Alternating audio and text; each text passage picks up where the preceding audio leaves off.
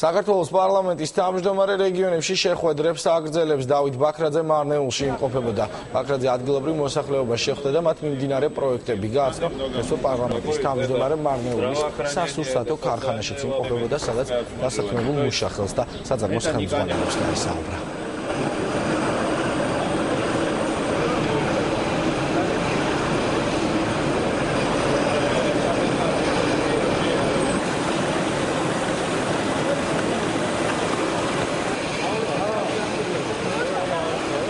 Თითქოსი თემები, რაც აღელვებს მოსახლეობას, ეს არის ჯანდაცვა, სოციალური საკითხები.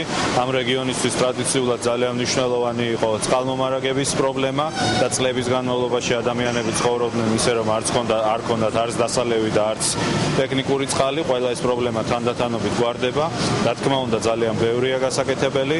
ბევრი უნდა გავაკეთოთ იმისთვის, რომ თითოეულმა ოჯახმა მეტი სარგებელი და მეტი სიკეთე მიიღოს, მაგრამ ასევე მოსახლეობამ ძალიან მკაფიოდ ხედავს იმასაც, რამდენი რამე გაკეთდა ამ წლების მანძილზე. რაც შეეხება სარწყავ წყალს, რამდენიმე წლის წინ აქ ირწყვებოდა 2000 ჰექტარი და წელს ეს რაოდენობა ასულია 12000-ზე და ჩვენი ამოცანაა, რომ უახლოეს წლებში ამ რაიონში ირწყვებოდეს 18000 ჰექტარი და ეს დაგვეხმარება იმაში, რომ სოფლის მეურნეობა კიდევ უფრო განვითარდეს და ადგილობრივ მოსახლეობას მეტი თანხა დარჩეს.